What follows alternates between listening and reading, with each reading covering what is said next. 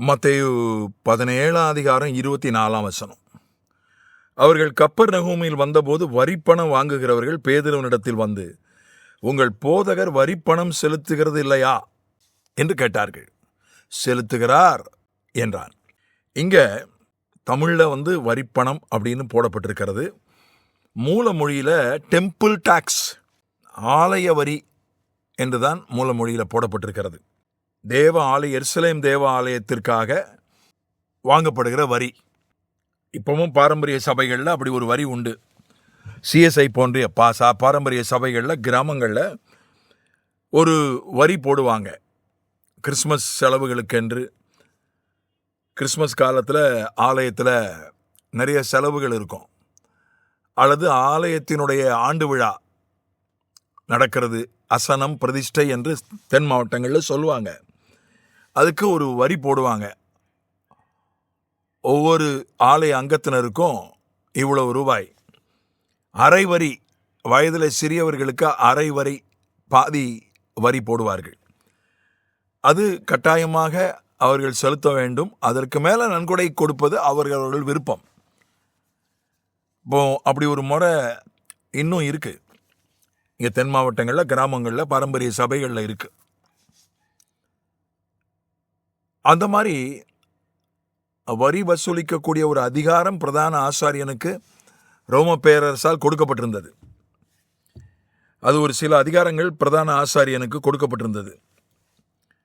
பஞ்சாயத்தில் வரி வசூலிக்கிற மாதிரி மத்திய அரசும் வரி வசூலிக்குது, மாநில அரசும். மத்திய அரசு வருமான வரி வசூலிக்கிறது, மாநில அரசு விற்பனை வரி போன்ற வரிகளை வசூலிக்கிறது, பஞ்சாயத்தில் குடிநீர் வரி, வீட்டு வரி வசூலிக்கிறாங்க. அந்த மாதிரி ஒரு பஞ்சாயத்துக்கு ஏற்ற ஒரு அதிகாரத்தை, ஒரு மேயருக்கு எவ்வளவு அதிகாரமோ அது போன்ற ஒரு அதிகாரத்தை பிரதான ஆசாரியனுக்கு ரோம பேரரசு கொடுத்திருந்தது. ஆண்டவர் போதகர் வரி செலுத்துகிறது இல்லையா? கேள்வி எப்படி கேட்குறாங்க பாருங்க. உங்கள் போதகருக்கு வரி பாக்கி இருக்கு, வரி செலுத்த சொல்லுங்க அப்படின்னு கேட்காம, உங்கள் போதகர் வரி பணம் செலுத்துகிறது இல்லையா அப்படின்னு ஒரு கேள்வி கேட்டாங்க. செலுத்துகிறார், ஏற்கனவே அவர் செலுத்திக்கிட்டு தான் இருக்கிறாரு என்று பேதுரு சொல்கிறான். நல்லா கவனிச்சிங்கன்னா 2 தடவை ஆலயத்தில் போய் இயேசு கிறிஸ்து ஆலயத்தை ஒழுங்குபடுத்தினார். முதல் முறை அவர் போய் என்ன சொன்னார்னா, இந்த ஆலயம் வியாபார வீடா ஆகிடுச்சு அப்படின்னு சொல்லி எல்லாத்தையும் அவர் யோவான் 2ஆம் அதிகாரத்தில் அது இருக்கு.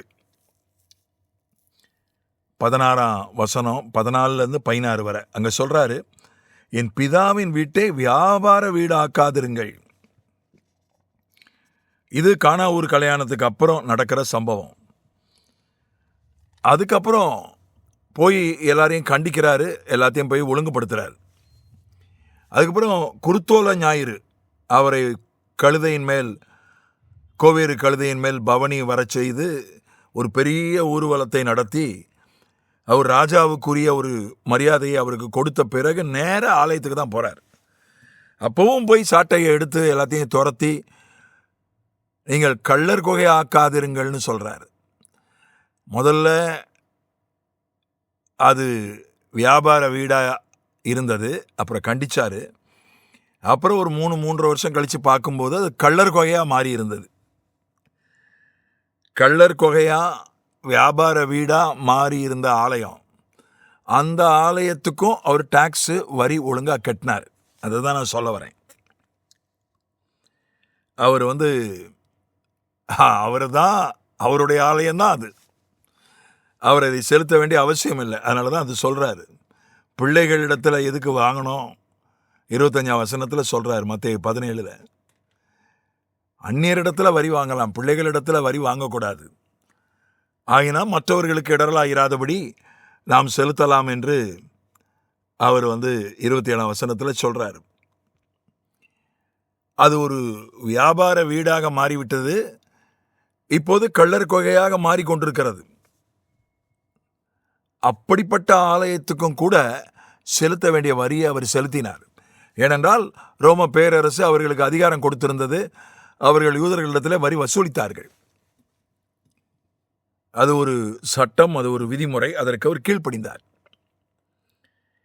அதனால் காணிக்கை என்பது வேறு, அது வேறு. அது மனப்பூர்வமாய் கொடுப்பது, மனதில் நிர்ணயித்து கொடுப்பது, அதை பற்றி நான் பேசவில்லை. இது வரி.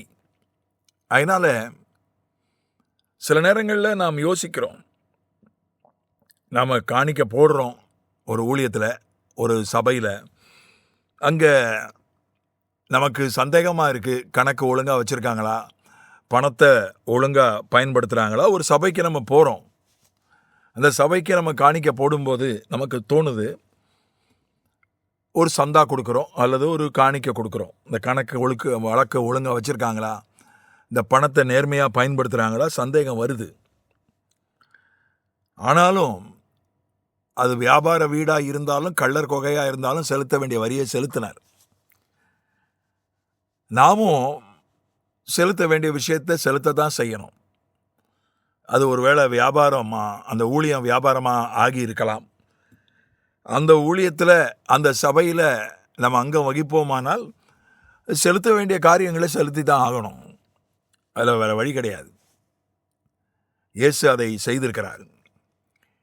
இன்னொன்று, அரசாங்கத்திற்கு அது பொருந்தும். அரசாங்கத்தில் ஊழல், நம்ம நாட்டில் ஊழலை பற்றி கேட்க வேண்டியதே இல்லை. எந்த கட்சியும் அதுக்கு கல்யாணம் ஆன தலைவரும் அதற்கு விதிவிலக்கு இல்லை. கல்யாணம் ஆகாத தலைவர்கள் கல்யாணம் ஆன தலைவர்களை விட அதிகமாக ஊழல் பண்ணுறான், அதிகமாக லஞ்சம் வாங்குறான். வெள்ளை சட்டை போட்டிருக்கிறவனும் அப்படி தான் இருக்கிறான், காவி போட்டிருக்கிறவனும் அப்படி தான் இருக்கிறான். எவனும் ஊழலில் ஒருத்தனுக்கு ஒருத்தன் குறைஞ்சவன் இல்லை.